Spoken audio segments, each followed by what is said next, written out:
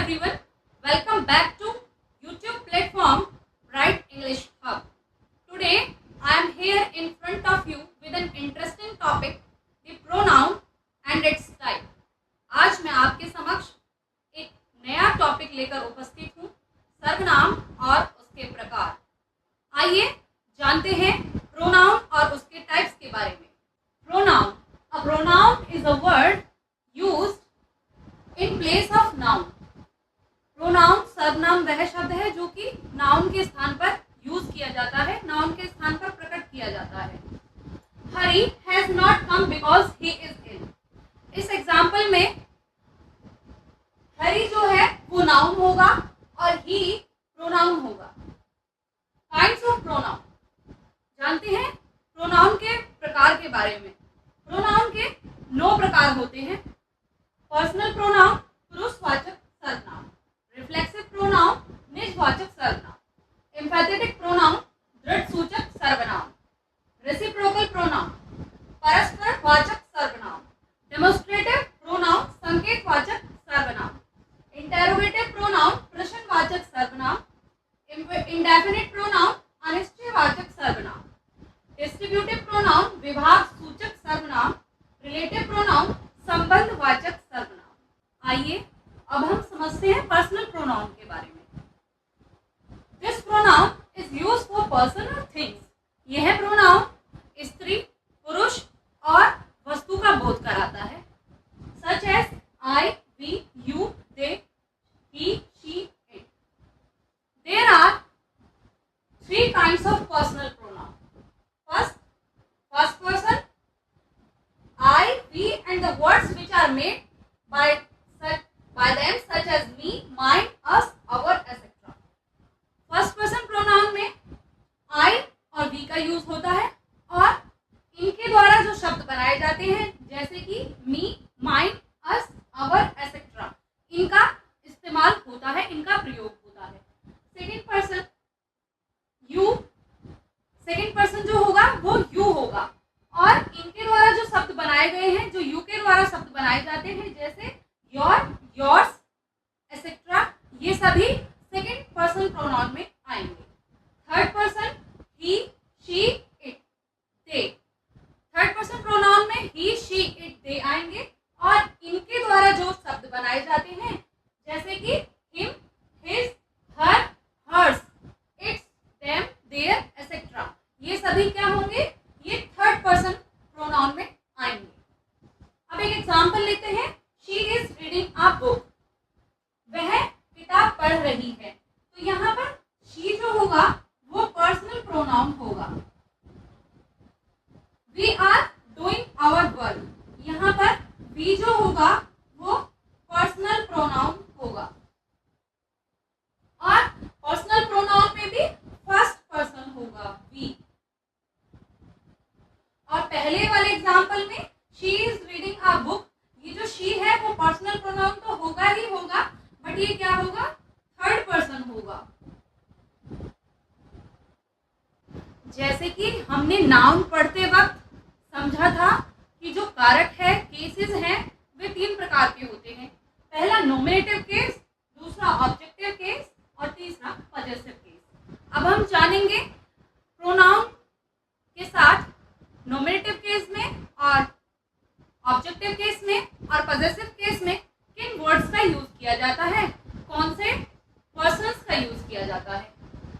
Pronoun आई के साथ nominative case में आई का ही यूज किया जाएगा और ऑब्जेक्टिव केस में मी का यूज किया जाएगा और पजेसिव केस में आई के साथ माई और माइन का यूज किया जाएगा।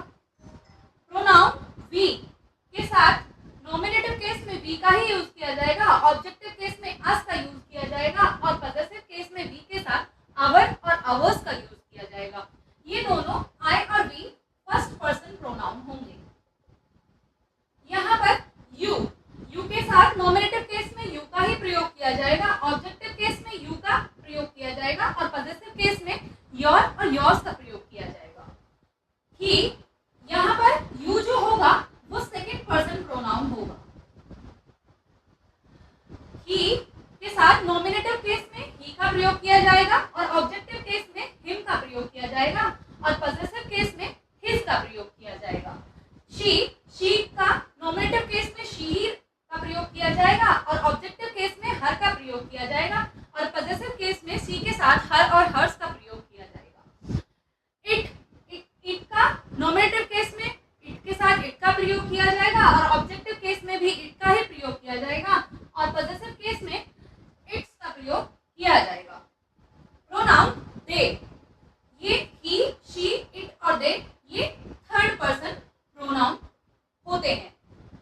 दे का नॉमिनेटिव केस में दे का ही प्रयोग किया जाएगा और ऑब्जेक्टिव केस में दे के साथ देम का प्रयोग किया जाता है और पजेसिव केस में दे के साथ देयर्स और देयर का प्रयोग किया जाता है। जैसे कि हमने इस टेबल से जाना कि नॉमिनेटिव केस और ऑब्जेक्टिव केस और पजेसिव केस में प्रोनाउन का कैसे यूज किया जाता है। Reflexive pronoun, a reflexive pronoun is a pronoun that is used when subject and object of a sentence are same person or thing. Reflexive pronoun का इस्तेमाल तब किया जाता है जब सब्जेक्ट और ऑब्जेक्ट एक सेंटेंस में सेम ही पर्सन हो, सेम ही व्यक्ति हो। इसमें सेल्फ और सेल्फ लगाकर उस व्यक्ति को डिनोट किया जाता है सेंटेंस में। माई के साथ अगर हम सेल्फ लगाएंगे तो क्या हो जाएगा, माई सेल्फ हो जाएगा। योर के साथ अगर हम सेल्फ लगाएंगे तो योर सेल्फ हो जाएगा। हिम के साथ अगर हम सेल्फ लगाएंगे तो हिम सेल्फ हो जाएगा और हर के साथ अगर हम सेल्फ लगाएंगे तो हर सेल्फ हो जाएगा। अवर के साथ अगर हम सेल्फ लगाएंगे तो अवर सेल्फ हो जाएगा। योर के साथ सेल्फ लगाएंगे तो योर सेल्फ हो जाएगा और देम के साथ अगर हम सेल्फ लगाएंगे तो देम सेल्फ हो जाएगा। जब पर्सनल प्रोनाउन के साथ सेल्फ या सेल्फ लगाते हैं तो क्या बनता है, रिफ्लेक्सिव प्रोनाउन बनता है। क्यों?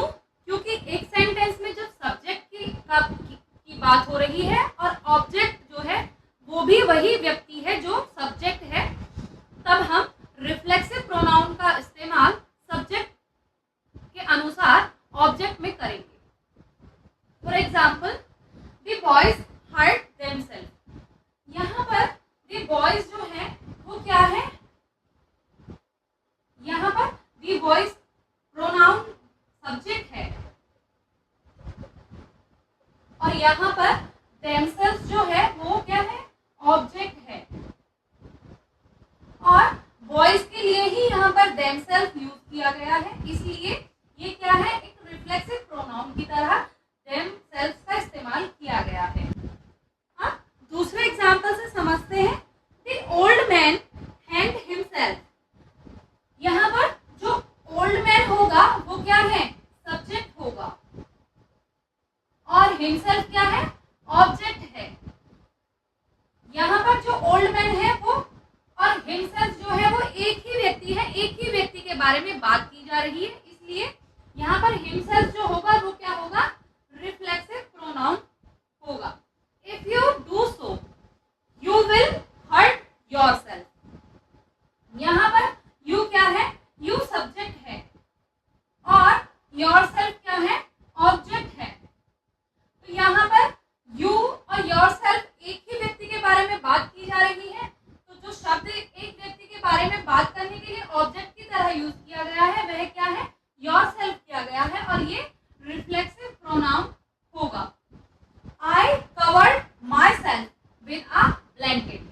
यहाँ पर आई क्या है, सब्जेक्ट है और माई सेल्फ क्या है, ऑब्जेक्ट है।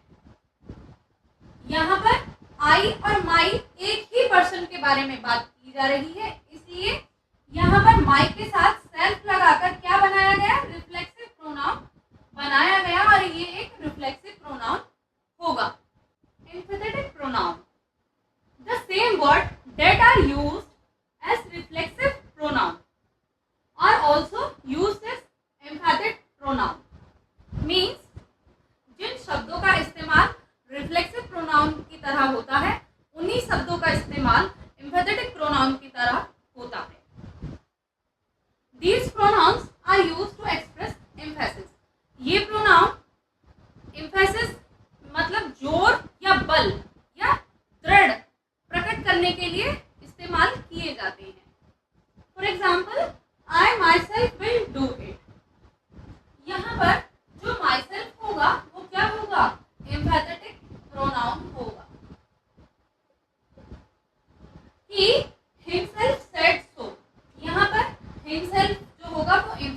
प्रोनाउन होगा, they themselves admit their guilt. यहाँ पर देमसेल्फ जो होगा वो एम्पैथेटिक प्रोनाउन होगा। क्यों? क्योंकि इन शब्दों का ऐसे ही इस्तेमाल किया जाता है, उसी तरह इस्तेमाल किया जाता है जिस तरह रिफ्लेक्सिव प्रोनाउंस का किया जाता है। Note, empathetic pronoun are used in place of subject. Means जो एम्पैथेटिक प्रोनाउन होते हैं वह सब्जेक्ट के प्लेस पर नहीं आते हैं, वह सब्जेक्ट के प्लेस पर यूज नहीं किए जाते हैं।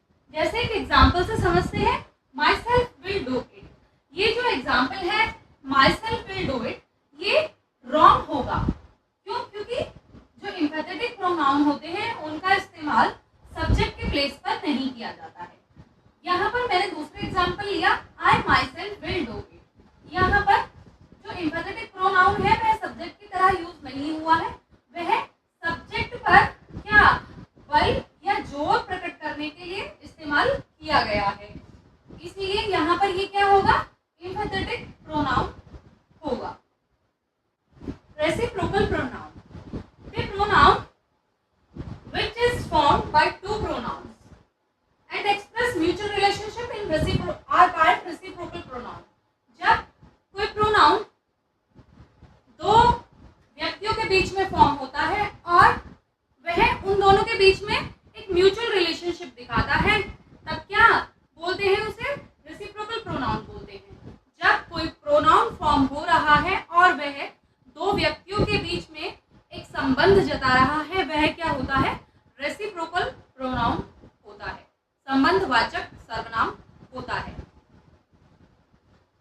Each other used when two persons और things are involve. Each other जो रेसिप्रोकल प्रोनाउन है उसका इस्तेमाल जब दो व्यक्ति इन्वॉल्व किए गए हैं किसी भी घटनाक्रम में या फिर किसी भी सेंटेंस में, जब दो व्यक्ति इन्वॉल्व किए गए हैं तब किसका यूज होगा, ईच का यूज होगा। For example, Ravi and Sita love each other. Ravi और सीता एक दूसरे को प्यार करते हैं, तो यहाँ पर जो ईच अदर है वो क्या होगा, यहाँ रेसिप्रोकल प्रोनाउन होगा। और यह रवि और सीता के बीच का जो संबंध है उसे व्यक्त कर रहा है, म्यूचुअल रिलेशनशिप रवि और सीता के बीच में जो है उसे व्यक्त कर रहा है। One another is a word used when more than two person और things are involve.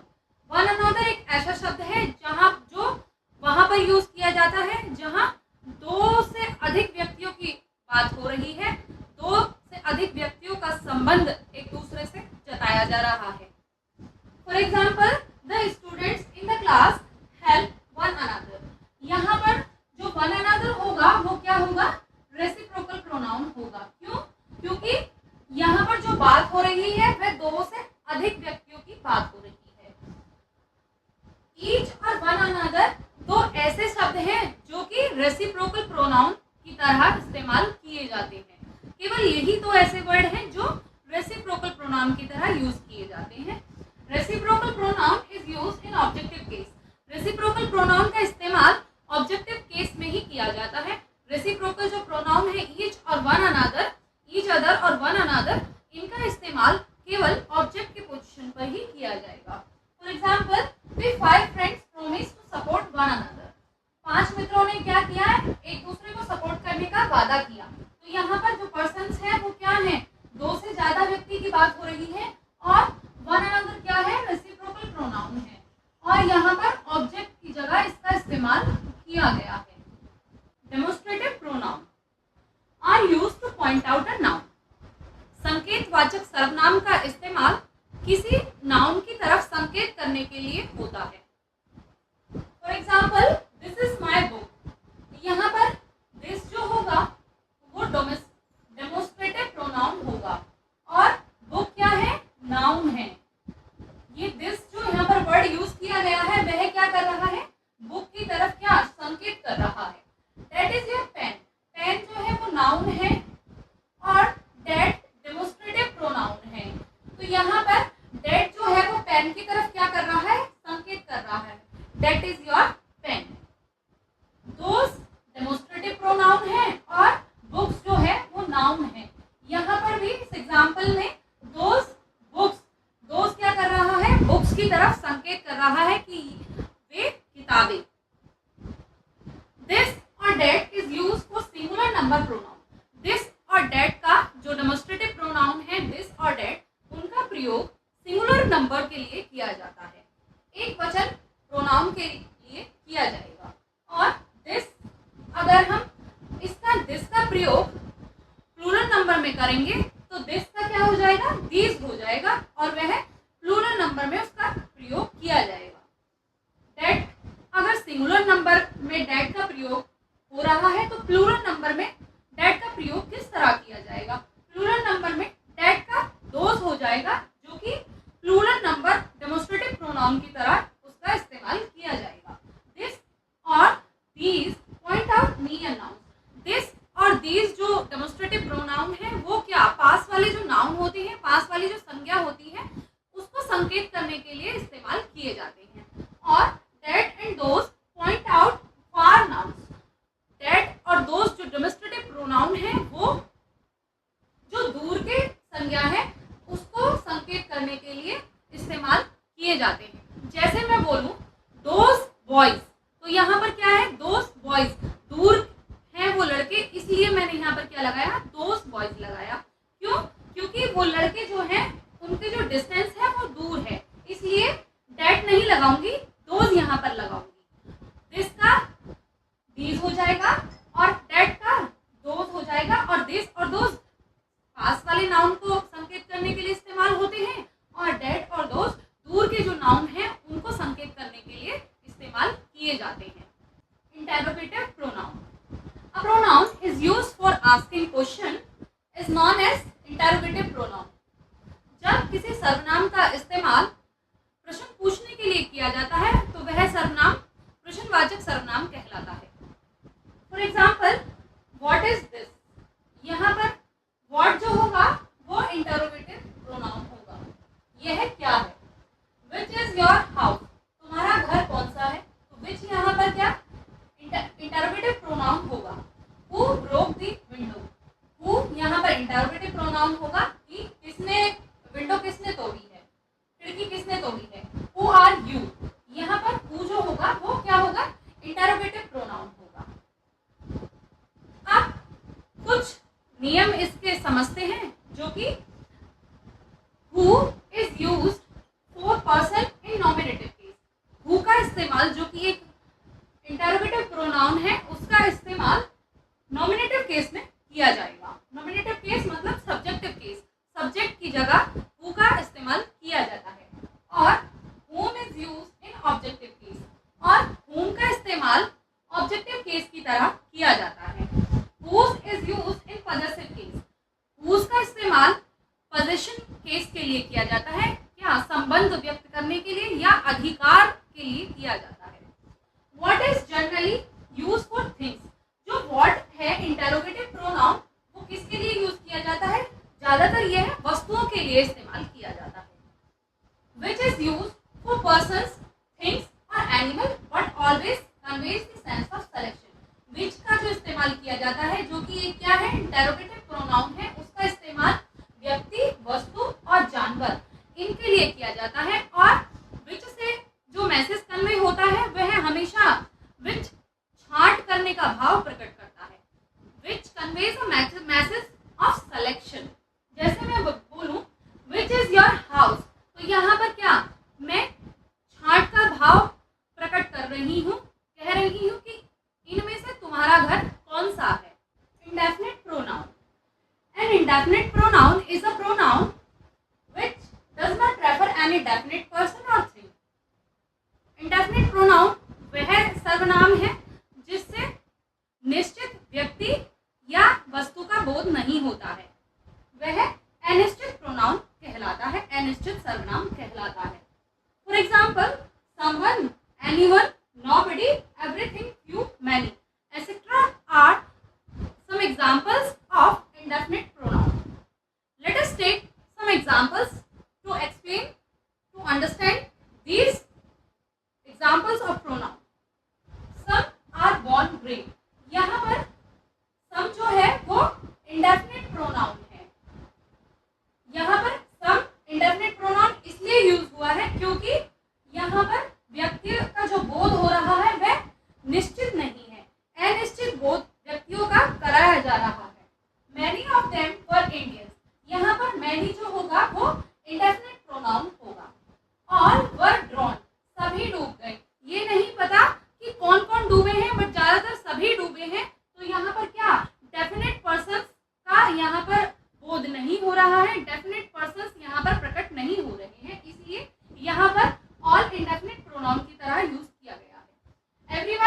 Enjoyed the party, सभी ने पार्टी एंजॉय की।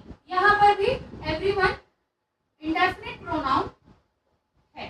Nobody knows the answer, nobody यहाँ पर क्या है, इंडेफिनिट प्रोनाउन की तरह यूज किया गया है। You can choose anything from the menu, यहाँ पर एनीथिंग क्या है, इंडेफिनिट प्रोनाउन है। वे प्रोनाउन, वे सर्वनाम जिससे निश्चित व्यक्ति या वस्तु का बोध नहीं होता है वह अनिश्चित सर्वनाम कहलाते हैं। Distributive pronoun is a pronoun that refers to each person or thing separated in a group. Distributive pronoun वह सर्वनाम है जिसका प्रयोग भिन्न समूह में सेपरेट व्यक्ति या वस्तु के लिए किया जाता है, वह क्या होता है, डिस्ट्रीब्यूटिव प्रोनाउन कहलाता है। For example each, either, neither, every, any. Each का मतलब प्रत्येक या हर, आइदर कोई भी एक, दो में से कोई भी एक, नाइदर ना तो ये और ना ही, एवरी हर या प्रत्येक, एनी कोई भी। For example each student must do his homework, यहाँ पर एग्जाम्पल है कि each student must do his homework, प्रत्येक बच्चे को अपना होमवर्क करना चाहिए, करना होगा। तो यहाँ पर ईच जो होगा वो क्या होगा, डिस्ट्रीब्यूटिव प्रोनाउन होगा। Every child receive a gift, प्रत्येक बच्चे को क्या मिला, तोहफा मिला। यहाँ पर एवरी जो होगा वो डिस्ट्रीब्यूटिव प्रोनाउन होगा।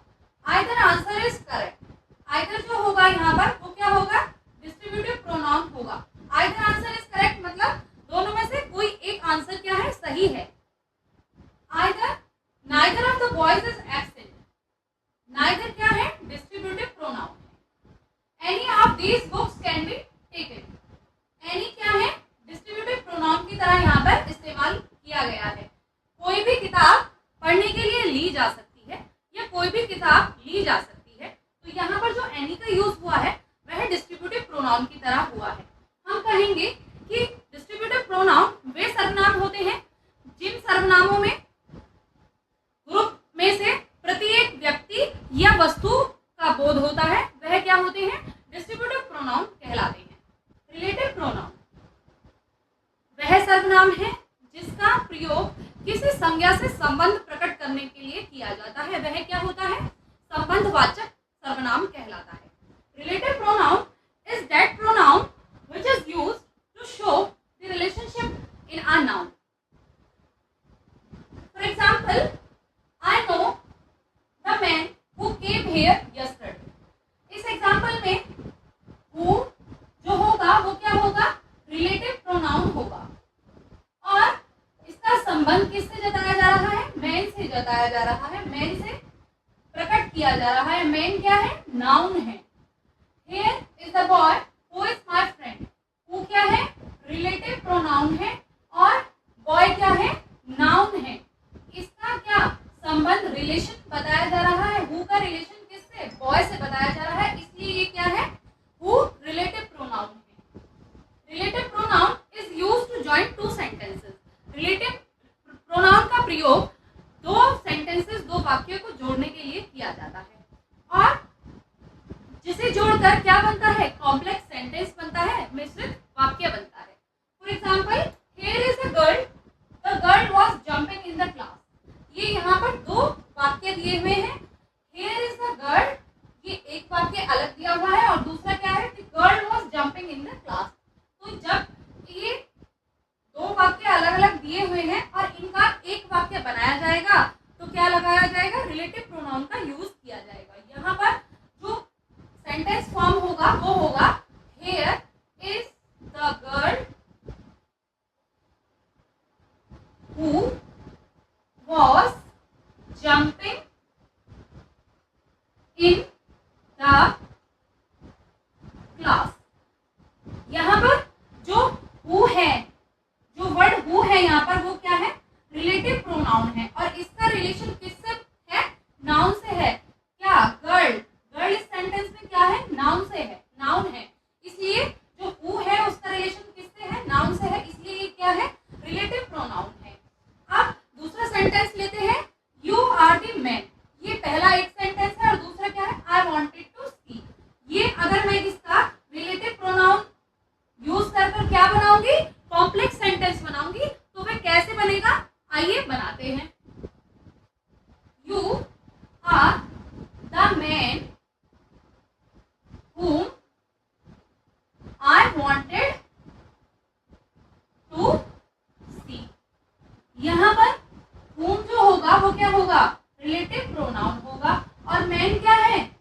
नाउन है और whom क्या है, रिलेटिव प्रोनाउन है। रिलेटिव प्रोनाउन का संबंध किससे है, नाउन से है। यहाँ पर रिलेटिव प्रोनाउन का संबंध नाउन से प्रकट हो रहा है और नाउन क्या है, मैन है। इसलिए इस सेंटेंस को whom लगाकर कॉम्प्लेक्स सेंटेंस बनाया जाएगा। जो whom है वो क्या है, रिलेटिव प्रोनाउन है। जैसे कि अभी तक हमने इसमें जाना कि रिलेटिव प्रोनाउन वो प्रोनाउन होते हैं, वो सर्वनाम होते हैं जो किसी नाउन से अपना संबंध प्रकट करते हैं। वे क्या होते हैं, रिलेटिव प्रोनाउन होते हैं, संबंधवाचक प्रोनाउन कहलाते हैं। I hope the information which I have provided to you about the pronoun will be well understood by you. मैं उम्मीद करती हूँ मेरे द्वारा दी हुई जानकारी प्रोनाउन सर्वनाम के बारे में आपको अच्छे से समझ में आई होगी। If you like my video, do subscribe my channel. अगर आपको मेरी वीडियो अच्छी लगी है तो मेरे चैनल को लाइक करें, शेयर करें